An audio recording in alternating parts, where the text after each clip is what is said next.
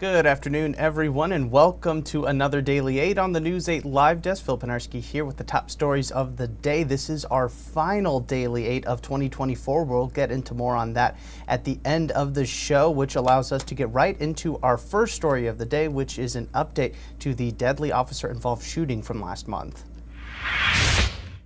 Kent County Prosecutor Chris Becker held a press conference earlier today to discuss the shooting that happened the night of November 8th near Trinity Health in Grand Rapids. Becker said that the shooting of Henry Weimer was justified and that he will not be filing charges against the three officers who fired shots. Weimer was seen on video with what appeared to be a weapon at the time before officers opened fire. We did learn some additional information throughout that investigation today. Weimer reportedly had been at Trinity Health earlier that day that he was killed and had talked about so-called suicide by cop. The apparent weapon that he had in his hand at the time of his death turned out to be a lighter that does resemble a gun. Weimer was also found with a letter in his possession after his death that read, "It's fine, sorry GRPD, thank you for caring and watching out." We will of course have more on this story coming up on our newscast as well as over on our website throughout the day.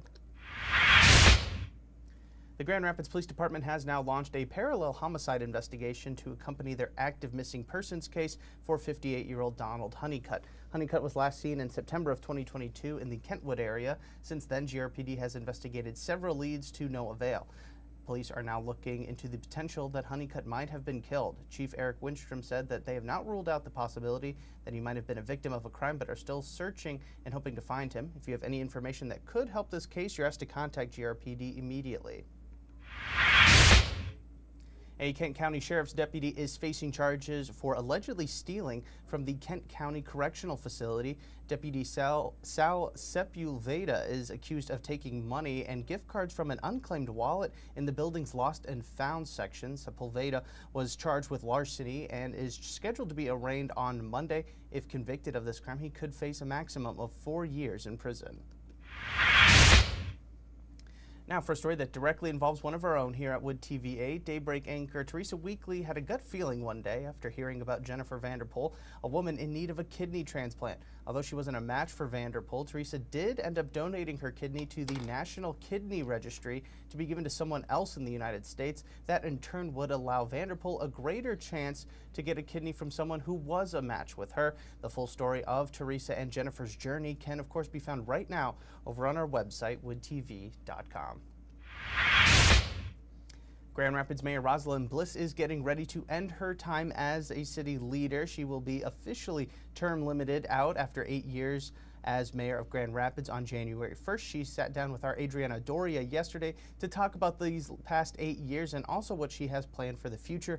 Bliss said that she was grateful for her time in office, and her only regret was not really stopping over the course of these 8 years and really taking it all in, though. She did say that after taking the next few months off to relax, and spending time with her family, she will be starting a new job, which she says will keep her very active here in the city of Grand Rapids. Mayor-elect David LeGrand was sworn in earlier this week, and he will take over the role next month.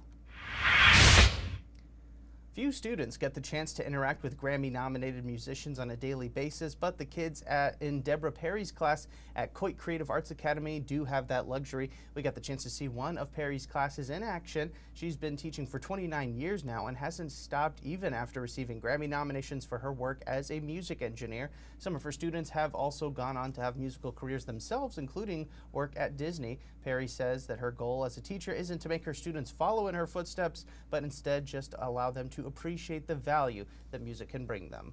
Let's step aside now and get you a look at your forecast today. It's a snowy one out there. Here is Storm Team 8 meteorologist Matt Kirkwood. Many locations picking up a fresh 2 to as much as isolated 5-inch amounts as this area of low pressure continues to march to the east. The back edge of that snow is going to move through this morning, and we'll see generally a dry afternoon. The advisory expires at 10 o'clock. It's been expanded to our southern counties, and you can see the hourly planner showing that drying trend into the afternoon. Now, if you're right at the lake shore, there's going to be some light lake effect snow showers developing. If you're right around the Hart area over towards Muskegon, maybe down to South Haven, that's going to be the case throughout Saturday. Inland areas will enjoy at least a little bit of sunshine. And then we're watching for another system on Monday. It looks like that one is going to go further north. Therefore, I've included a chance of rain and snow mix on Monday. Better chance of accumulating snow across the northern parts of the state. Warming trend as we head into the 8-day forecast and get closer to Christmas. Notice the temperatures above the freezing mark. Good traveling, but I don't think we're going to see a white Christmas, at least here in southern lower Michigan. All right, thanks, Matt. We end today's show with this incredible video showing a deer rocking a bright orange safety vest. The video was taken by a viewer in Hillsdale County. She said she was driving near Jackson when the animal ran across the road and alongside her truck. How the deer got the vest on has yet to be determined, and where the deer ran off to now is also unknown. But the irony of the hunter's orange after hunting season ended, I don't know, that's pretty funny. I think it's a pretty great way to end today's broadcast. All right, everyone, that is not only our last Daily 8 of the week, but it's also the last one of the year. We're going to be taking a brief hiatus for the holiday season, and we will return on January 6th at noon. It's going to be exactly like the same, but we're just taking the next couple of weeks off. We'll be back on Monday, January 6th. We hope to see you then. I want to thank everybody so much for tuning in, not only to this most recent Daily 8, but to all the ones that we've had throughout the year. It's been a very awesome experience being able to read the news to everybody here on the Daily 8. I'm Phil Pinarski, and we hope that you have a great rest of your day and an even better holiday season.